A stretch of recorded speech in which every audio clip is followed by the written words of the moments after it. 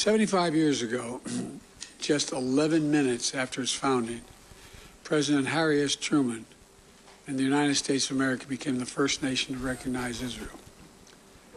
We've stood by your side ever since. We're going to stand by your side now. My administration was in close touch with your leadership from the first moments of this attack. We're going to make sure you have what you need to protect your people, to defend your nation. For decades, we've ensured Israel's qualitative military edge. And later this week, I'm going to ask the United States Congress for an unprecedented support package for Israel's defense.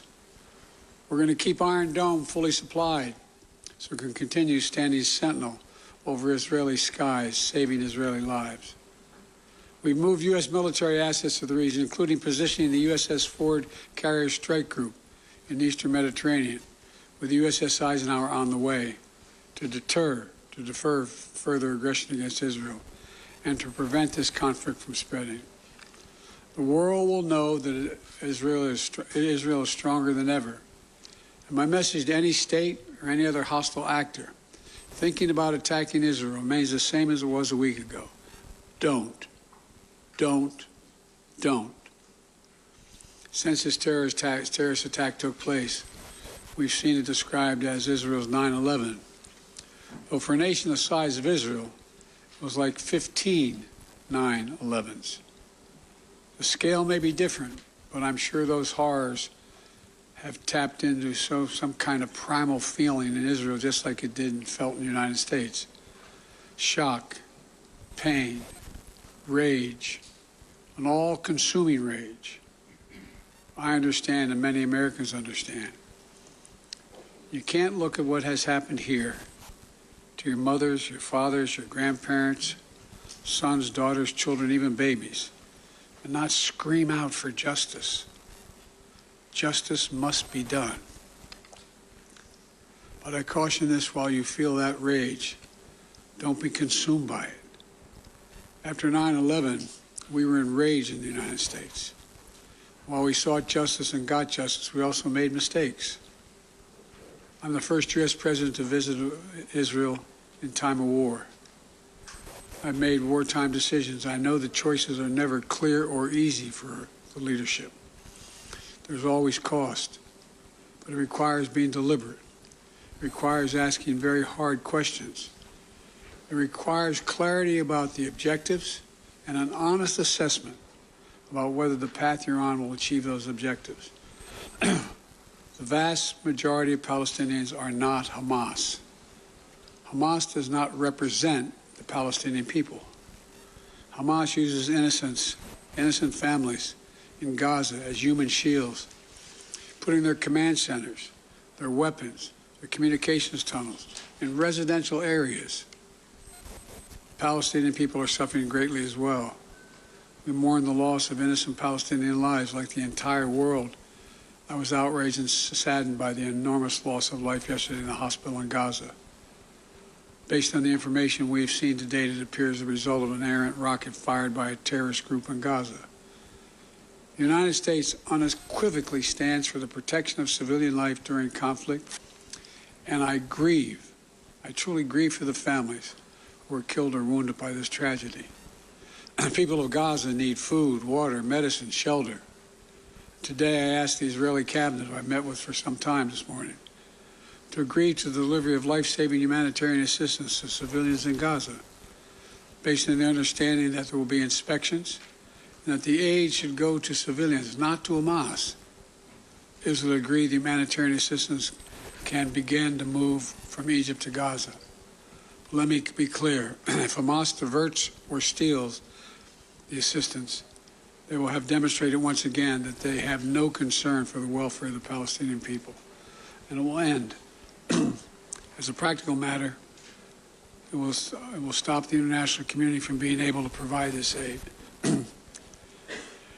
We're working in close cooperation with the government of Egypt, the United Nations, and its agencies like the World Food Program and other partners in the region to get trucks moving across the border as soon as possible. Separately, I ask Israel that the global community demand that the International Red Cross be able to visit hostages. I just demanded that the United States fully, a just demand that the United States fully supports.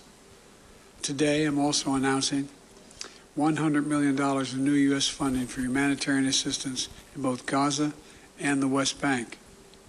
This money will support more than 1 million displaced and conflict-affected Palestinians, including emergency needs in Gaza. You are a Jewish state. You are a Jewish state, but you're also a democracy. And like the United States, you don't live by the rules of terrorists. You live by the rule of law. And when conflicts flare, you live by the law of wars. What sets us apart from the terrorists is we believe in the fundamental dignity of every human life. Israeli, Palestinian, Arab, Jew, Muslim, Christian, everyone. You can't give up what makes you who you are. If you give that up, then the terrorists win, and we can never let them win. You know, Israel's a miracle, a triumph of faith and resolve and resilience over impossible pain and loss. Think about October 7th, the Jewish holiday, where you read about the death of Moses, a tragic story of a profound loss to an entire nation, a death that could have left hopelessness in the hearts of the entire nation. But though Moses died, his memory, his message, his lessons have lived on for generations of the Jewish people as well as many others. And just as the memory of your loved ones will live on as well. After reading the story of Moses' death, those who observed the holiday began reading the Torah from the very beginning. The story of creation reminds us of two things. First, that when we get knocked down, we get back up again, and we begin anew. And second, when we're faced with tragedy and loss, we must go back to the beginning and remember who we are. We are all human beings, created in the image of God with dignity, humanity, and purpose. In the darkness, to be the light unto the world is what we're about. You inspire hope and light for so many around the world. That's what the terrorists seek to destroy. That's what they seek to destroy. Because they live in darkness, but not you, not Israel. Nations of conscience like the United States and Israel are not measured solely by the example or power, and we're measured by the power of our example. That's why, as hard as it is, we must keep pursuing peace. We must keep pursuing a path so that Israel and the Palestinian people can both live safely, in security, in dignity, and in peace. For me, that means a two-state solution. We must keep working for Israel's greater integration with its neighbors. These attacks have only strengthened my commitment and determination and my will to get that done. I'm here to tell you the terrorists will not win. Freedom will win.